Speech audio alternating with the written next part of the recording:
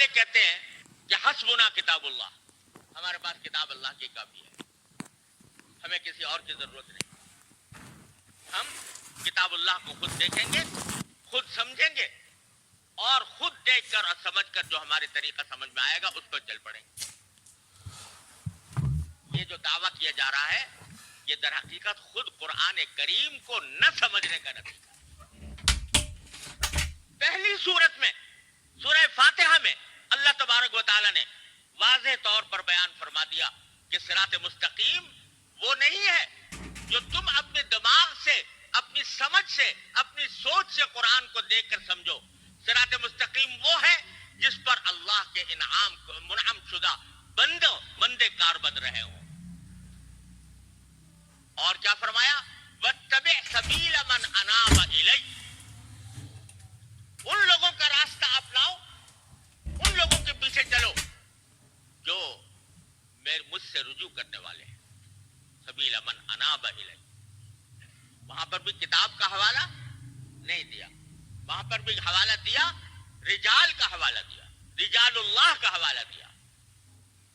تو اس کا یہی وجہ ہے کہ حضرت نبی کریم سرور دو عالم صلی اللہ علیہ وسلم کے وقت سے لے کر آج تک دین کی صحیح تعبیر و تشریح جو متوارث چلی آئی ہے اس کا راستہ یہی تھا کہ صحابہ کرام نے حضور اقدس صلی اللہ علیہ وسلم کی صحبت حاصل کی اور اس کے نتیجے میں صحابی بن گئے۔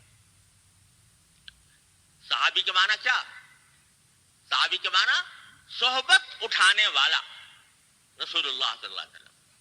اور حضرت شاہ اسماعیل شہید رحمۃ اللہ نے ایک بڑی پیاری بات فرمائی ہے، فرماتے ہیں کہ آج کل لوگوں میں دستور ہے کہ جب کسی بڑے کا تذکرہ کرتے ہیں، عالم کا تذکرہ کرتے ہیں تو بڑے لمبے چوڑے القاب لگائے جاتے ہیں اس کے ساتھ، کسی کے ساتھ صحیح کسی کے ساتھ غلط، جیسے میرے ساتھ غلط القاب لگا دیے گئے۔ لیکن کسی کو امام کہا جاتا ہے، کسی کو فقیہ کہا جاتا ہے، کسی کو محدث کہا جاتا ہے، کسی کو قطب دوراں کہا جاتا ہے، خدا جانے کیا کیا القاب و آداب لوگوں نے بنا رکھے ہیں۔ لیکن آپ نے دیکھا ہوگا کہ حضرات صحابہ کرام رضی اللہ تعالیٰ عنہ اجمعین کو جب ذکر ہوتا ہے تو وہاں کوئی لقب نہیں لگاتا، کوئی امام ابو بکر نہیں کہتا، کوئی فخر المحدثین عمر بن الخطاب نہیں کہتا، کوئی شیخ الاسلام عثمان بن عفان نہیں کہتا، وہاں کوئی لقب نہیں لگاتا۔ کیوں نہیں لگاتے؟ بھئی بعد کے آنے والے جو ہیں ان کے ساتھ تو لمبے چوڑے لقب لگا رہے ہیں، اور جو صحابی وہ ہیں کہ وہ صحابہ کرام کے مرتبے کو کوئی بڑے سے بڑا ولی نہیں پہنچ سکتا۔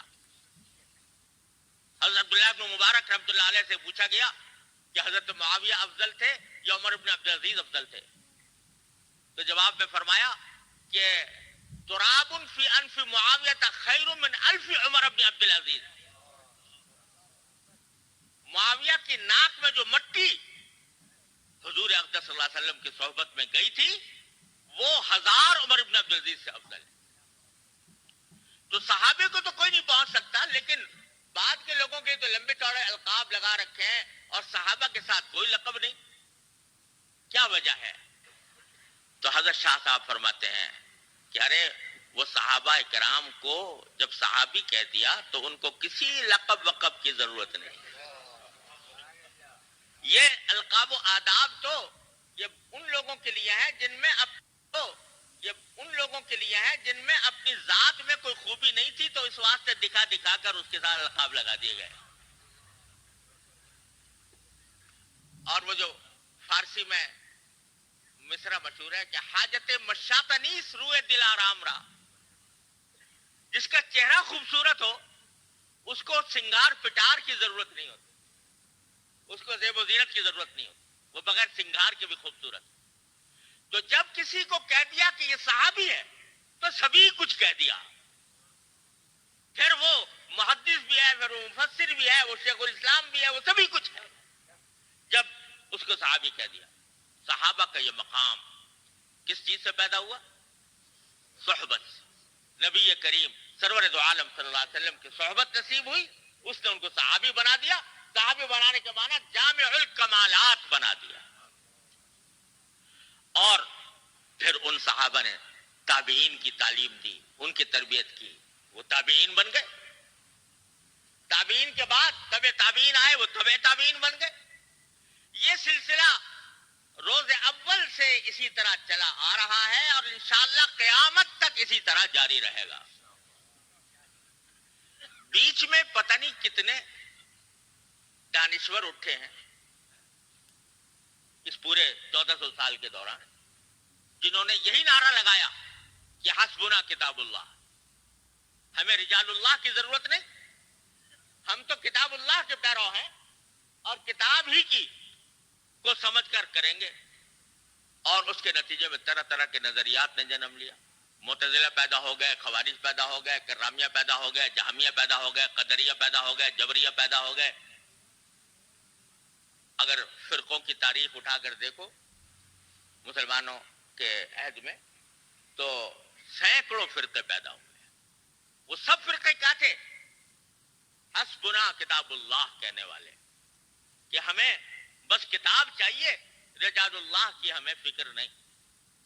لیکن انجام کیا ہوا؟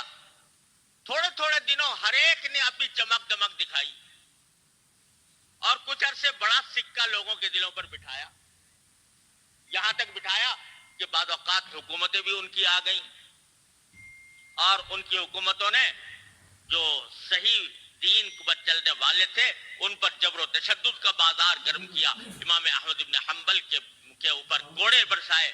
لیکن کیا ہوا؟ کچھ عرصہ اپنی چمک دمک دکھا کر, کچھ عرصہ اپنا زور شور دکھا کر وہ ایسے دفن ہوئے, ماضی کے ملبے میں اس طرح دفن ہوئے کہ آج ان کا ذکر صرف تاریخ کے اوراق میں موجود ہے, کوئی ان کا جاننے والا بھی موجود نہیں.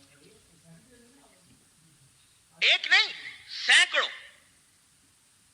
تو یہ عبرت کا سبق ہے ان لوگوں کے لیے کہ جو رجال اللہ سے قطع نظر کر کے صرف کتاب اللہ کو دیکھنا چاہتے ہیں اپنی سمجھ کے مطابق, اپنی فہم کے مطابق, اور رجال اللہ کے ساتھ ان کی صحبت اور ان کی تعلیم سے بے نیاز ہو کر چلنا چاہتے ہیں.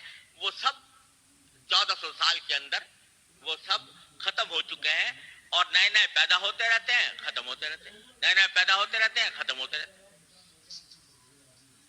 لیکن جن لوگوں نے دین کی تشریح کتاب اللہ اور رجال اللہ دونوں کو ساتھ لے کر کی ہے اور دین کو ان کے ذریعے سمجھا ہے, ان کا جو طریقہ ہے وہ جس طرح صحابہ کرام کے دور میں تھا الحمدللہ آج بھی موجود ہے, وہ ختم نہیں ہونے والا. کیونکہ یہ وہ ہے جس کو رسول کریم سرور دو عالم صلی اللہ علیہ وسلم فرمایا ما انا علیہ واصحابی. جب یہ فرمایا تھا کہ میری امت 72 فرقوں میں بٹ جائے گی تو وہاں حضور اقدس صلی اللہ علیہ وسلم سے پوچھا گیا پھر کون سا ہوگا نجات پانے والا؟ تو آپ یہ بھی فرما سکتے تھے جو قرآن پر عمل کرنے والا ہوگا. کہہ سکتے تھے کہ نہیں؟ جو قرآن پر عمل کرنے والا ہوگا وہ ہوگا نجات یافتہ. آپ نے یہ نہیں فرمایا, فرمایا ما انا علیہ واصحابی, جس طریقے پر میں ہوں اور میرے صحابہ ہیں وہ ہوگا صحیح راستے کے اوپر. جس کے معنی یہ کہ جو کتاب اللہ تو ہے ہی اپنے مقام پر, لیکن کتاب اللہ کے ساتھ رجال اللہ کو لے کر جو چلے گا وہی ہوگا صحیح راستے پر اور وہ نجات پانے والا ہوگا. تو اللہ تبارک و تعالی نے ہماری ہدایت کے 2 سلسلے عطا فرمائے ہیں اور اس میں افراط و تفریط جو ہے وہ انسان کو گمراہی میں لے جاتی ہے. کسی نے یہ نعرہ لگایا کہ کتاب اللہ کافی ہے, رجال اللہ کی ضرورت نہیں, اس کا انجام میں نے بتا دیا. کسی نے یہ نعرہ لگایا کہ ہمیں رجال اللہ چاہیے, کتاب کی ضرورت نہیں. یعنی ہم تو کچھ مقدس شخصیات سے وابستہ ہیں اور ہم جن کو مقدس سمجھتے ہیں ان کی تعظیم کریں گے, ان کی تکریم کریں گے اور ان کا ہی نام لیں گے, اور اس سے قطع نظر کہ کتاب اللہ کیا کہہ رہی ہے اور احادیث رسول اللہ صلی اللہ علیہ وسلم کیا فرما رہے ہیں, وہ دوسری گمراہی میں چلے گئے. لہذا اعتدال کا راستہ جو خود سورہ فاتحہ نے بتایا وہ یہ ہے کہ کتاب اللہ رجال اللہ دونوں کو ساتھ لے کر چلو، دین کی فہم میں بھی اور دین پر عمل کرنے کے طریقے میں بھی۔ اسی لیے ہمارے ہاں شروع سے یہ سلسلہ متوارث چلا آتا ہے کہ انسان کی اپنی اصلاح کے لیے یہ ضروری ہے کہ وہ کسی اللہ والے سے اپنا رشتہ جوڑے، اصلاحی تعلق قائم کرے، اور وہ اس کے امراض ظاہرہ اور باطنہ کی تشخیص کر کے اس کا علاج بتاتا ہے، اس کی اصلاح کرتا ہے۔ یہ جو نبی کریم سرور عالم صلی اللہ علیہ وسلم کے فرائض منصبی میں فرمایا گیا وَيُزَكِّيهِمْ، آپ اس لیے آئے ہیں تاکہ ان کا تزکیہ کریں، یعنی ان کو پاک صاف بنائیں۔ صرف تعلیم کتاب و حکمت پر اکتفا نہیں، بلکہ تعلیم دے دی، یعنی یتلو علیہم آیاتی، قرآن کریم کی آیتیں تلاوت فرما دی، یعلمہم الکتاب، کتاب کی تعلیم دے دی، حکمت والحکمہ، حکمت کی تعلیم دے دی، فرمایا اس پر بھی بس نہیں بلکہ وَيُزَكِّيهِمْ۔ اب ایک اور چیز کی ضرورت ہے ساری تعلیم حاصل کرنے کے بعد، وہ کیا ہے کہ ان کے اخلاق کا تزکیہ کیا جائے۔ یعنی علم تو بے شک حاصل ہو گیا، لیکن علم حاصل کرنا تنہا کافی نہیں جب تک کہ کسی اللہ والے کی صحبت میں رہ کر اس علم کو اپنی زندگی میں رچایا بسایا نہ جائے۔ اور اسی کو حضرت حکیم علماء نے فرمایا کہ کسی اللہ والے کی جوتیوں میں جا پڑو۔ دیر پا آرام کے لیے نئی پیناڈول ایکسٹینڈ پر میرا بھروسہ۔ فرمایا کہ کسی اللہ والے کی جوتیوں میں جا پڑو، اور یہ جو کہا نا جوتیوں میں جا پڑو، یہ ایسی فضول نہیں کہہ دیا۔ مطلب یہ ہے کہ جب کسی سے تعلق اس قسم کا قائم کرو تو اس کو اپنے آپ کو اس کے اس طرح حوالے کر دو کہ اپنی رائے، اپنا گمان یہ اس کے آگے کوئی حقیقت نہ رکھتا ہو۔ قال را بگزار صاحب حال شو، پیش مردے کاملے پامال شو۔ تو یہ ہوتا ہے جو جس کے ذریعے انسان بنتا ہے۔ کورس تو لفظ ہی سکھاتے ہیں، اکبر مرحوم نے کہا کورس یعنی تعلیم کے کورس تو لفظ ہی سکھاتے ہیں، آدمی بناتے ہیں۔ نہ کتابوں سے، نہ کالج سے، نہ زر سے پیدا، دین ہوتا ہے بزرگوں کی نظر سے پیدا۔ تو اس لیے بڑے بڑے علامہ وقت وہ سب کچھ پڑھ لینے کے بعد پھر جاتے ہیں حضرت نانوتوی رحمۃ اللہ علیہ کے پاس، حضرت حاجی امداد اللہ صاحب مہاجر مکی رحمۃ اللہ علیہ کے پاس۔ نانوتوی جیسا فیلسوف جس کے بارے میں اگر یہ کہا جائے تو بیجا نہیں ہوگا کہ وہ ایک اگر کسی زندہ قوم میں پیدا ہوا ہوتا تو آج اس کے افکار اور اس کے فلسفے کے اوپر اکیڈمیاں قائم ہو چکی ہوتی، لیکن وہ حاجی امداد اللہ صاحب مہاجر مکی رحمۃ اللہ علیہ کے پاس جا رہے ہیں اپنی اصلاح کرانے کے لیے، اپنے امراض باطنہ کے علاج کے لیے، اور تقویٰ کی صحیح کیفیت حاصل کرنے کے لیے کہ تاکہ وہاں سے یہ نسبت حاصل ہو، اس لیے جاتے تھے۔ کونوا مع الصادقین پر عمل کرنے کے لیے رہ پڑو صادقین کے ساتھ اور ان سے اپنی اصلاح کراؤ، کیونکہ تزکیہ جس چیز کا نام ہے یعنی پاک صاف بنانا، وہ ظاہری پاکی نہیں، یہ طہارت والی اور چیز ہوتی ہے، یعنی بدن کی پاکی، وہ ہے دل کی پاکی، کہ دل میں حسد نہ آئے، کسی سے بغض نہ آئے، جس میں دل میں تکبر نہ آئے، ریاکاری نہ آئے۔ یہ امراض باطنہ ہے جو انسان کو کھوکھلا کر دیتے ہیں روحانی اعتبار سے۔ اس کے لیے بعض اوقات تھوڑے پاپڑ بیلنے پڑتے ہیں، اور حضرات صحابہ کرام رضی اللہ تعالیٰ عنہ اجمعین نے جو مکی زندگی گزاری، اس مکی زندگی میں کیا تھا؟ کفار کا ظلم و ستم برداشت کر رہے تھے، تپتی ہوئی ریت پر لٹایا جا رہا ہے اور کوڑے برسائے جا رہے ہیں، پاؤں میں زنجیریں ڈال دی گئی ہیں. یہ سارا ظلم و ستم ہو رہا تھا, لیکن اللہ تعالیٰ کی طرف سے حکم یہ تھا قرآن کریم میں اس وقت کہ خبردار کسی بھی ظلم کا جواب نہ دینا, کسی بھی ظلم کا جواب نہ دینا, ہتھیار اٹھانے کی اجازت نہیں. کیوں نہیں تھی؟ ارے بھائی کم از کم اتنا تو کر سکتے تھے کہ اگر وہ 10 مرتبہ مار رہے ہیں تو یہ 2 مرتبہ مار دیتے ہو. کسی اپنے مخالف کو, اپنے دشمن کو کے اوپر کچھ ہاتھ اٹھا سکتے تھے, اپنی استطاعت کی حد تک اپنا بچاؤ کر سکتے تھے, لیکن حکم ہے کہ نہیں, مار کھاتے جاؤ اور پٹتے جاؤ, ہاتھ نہ مت اٹھانا. یہ پورا 13 سال کا عرصہ جو مکہ مکرمہ میں گزرا, اس میں کوئی ہاتھ اٹھانے کی, ہتھیار اٹھانے کی اجازت نہیں تھی. حضرات علماء کرام نے فرمایا کہ اس کی حکمت یہ تھی کہ اس دار زمانے میں ان کو ایک زبردست مجاہدے سے گزارا جا رہا تھا. اس مجاہدے کے اندر اپنے نفس کا جو بت ہے وہ توڑا جا رہا تھا. اس میں تکبر ختم ہو رہا تھا, اس میں عجب ختم ہو رہا تھا, اس میں فنائیت آ رہی تھی, اس میں عبدیت آ رہی تھی, اس میں تواضع آ رہی تھی.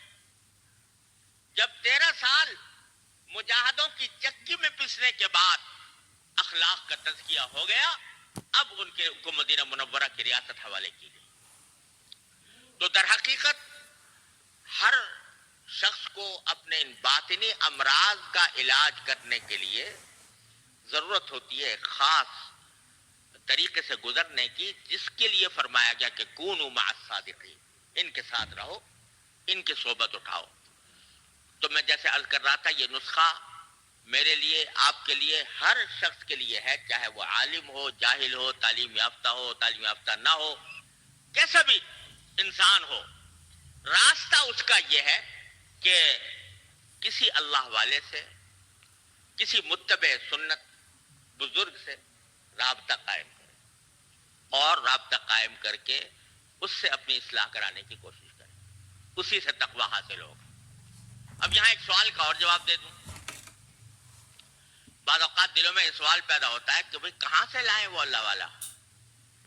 کہنے والا تو کہہ گیا کہ خدا بندہ یہ تیرے سادہ دل بندے کدھر جائیں, کہ سلطانی بھی عیاری ہے, کہ درویشی بھی عیاری ہے, سلطانی بھی عیاری. تو جائیں کہاں, کس کے پاس جا کر اصلاح کرائیں.